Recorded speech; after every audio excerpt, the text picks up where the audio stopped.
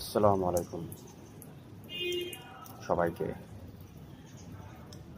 শুভকামনা। যাদের রোজমেরি আছে তাদেরকে এবং সবাইকেই জানাই সালাম।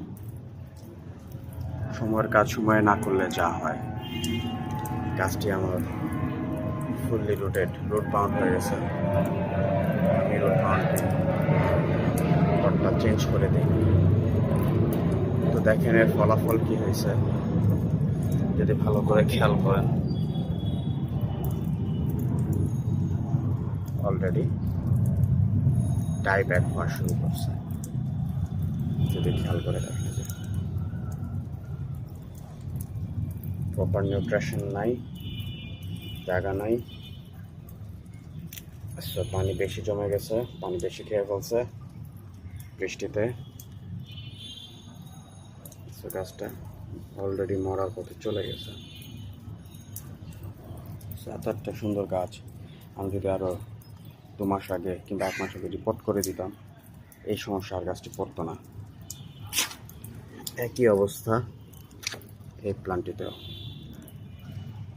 খুবই খারাপ অবস্থা এটার। দেখেন গোড়া পরিষ্কার করা হয়নি, বেশ আগাছা উঠে রয়েছে। গাছটি মলিন হয়ে গেছে। তো এই সময় খেয়াল রাখবেন গাছের দিকে, বৃষ্টির পানি বেশি যেন না পড়ে, এবং গাছগুলো যত রুট বাউন্ড হলে অবশ্যই চেঞ্জ করে দিবেন আপনারা। দেখেন ফাঙ্গাসও অ্যাটাক করে ফেলছে। সো অবশ্যই একটা ভালো ফাঙ্গিসাইড ইউজ করবেন রোজমেরি গাছের জন্য। তো শীতের জন্য এটাই টিপস যে সবার আগে খেয়াল রাখবেন, গাছটি যখনই রুট বাউন্ড হবে পট চেঞ্জ করে দিবেন। বৃষ্টি থেকে সেভ করার চেষ্টা করবেন, গোড়ায় যাতে বেশি পানি জমে না থাকে। আগাছা রেগুলার পরিষ্কার করবেন। দেখেন আগাছা জমে গেছে, কত আগাছা।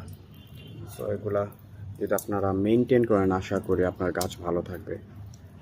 খুবই খারাপ লাগতেছে যে গাছটার জন্য, 2টো গাছ আমার মাদার গাছ তৈরি করে রাখছিলাম, সে 2টো গাছের অবস্থা খুবই খারাপ।